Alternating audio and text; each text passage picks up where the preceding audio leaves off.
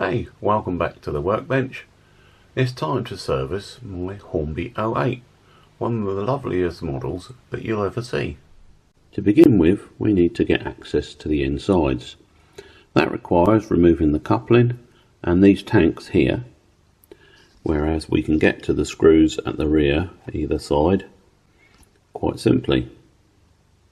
So off camera I shall now remove the air tanks. Before opening the body, be sure to unclip the orange wire from the chassis, otherwise it will get torn off when you open.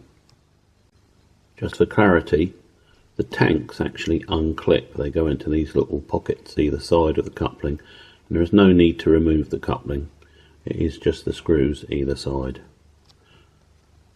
The body comes off, no particular problem. You can see how that orange wire would have got caught if you had forgotten to do it. Let's have a look on the underside and see what we've got motor wise. Here's the mechanism that presents itself to us, and as you can see we've got quite a bit of oil down there, and then correspondingly it's on the body as well. Don't know why. And that's the motor there. Lots of black tape, flywheel, but one of the loveliest mechanisms ever. But what I'm suspecting has happened is the grease that Hornby put in has gone hard, and that is preventing her running smoothly. To remove the weight with a DCC chip on top that hides the gears, you need to remove the screw this side of the flywheel and that side. To allow sufficient slack to pivot the weight over, you need to remove the DCC plug and then unscrew the socket so that the wire can go back. As you can see, you can now easily fold this back out of the way,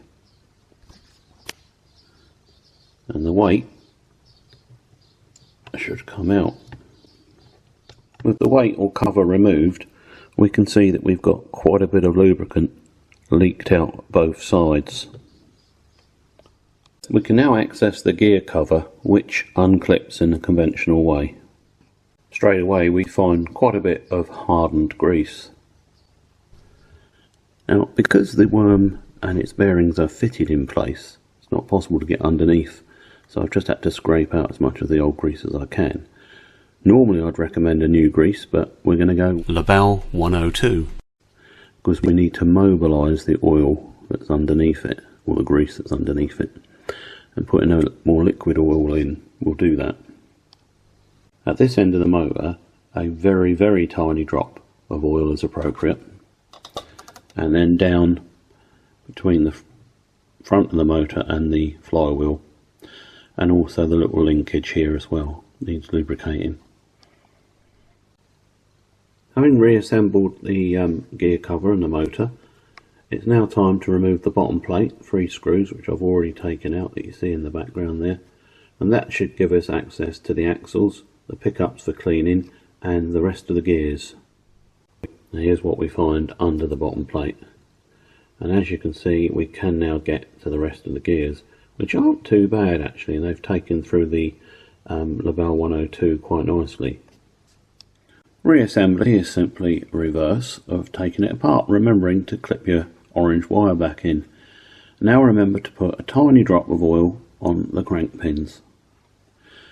Unlike the Bachmann models, these have back of the wheels pickups inside the frames, and it's actually got 2 per wheel, so it is appropriate just to clean the backs of the wheels, and that will clean the pickups. And once all this is done, we're back to the superb running that these models can present.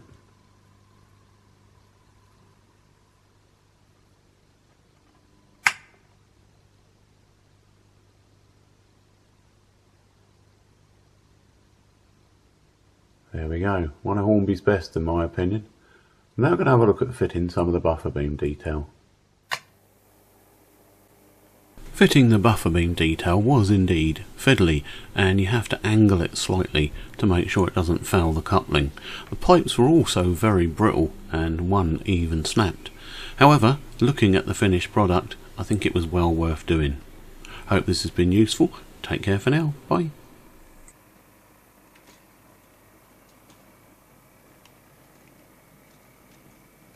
Please kindly note that in order to offer the viewer the best close-up views of the servicing, I used my smaller camera off tripod so I can get it in close to the model. While I try to minimise movement, it's not always possible. I prefer to give my viewers a screen full of the model rather than film myself and my workbench. Thanks for the understanding.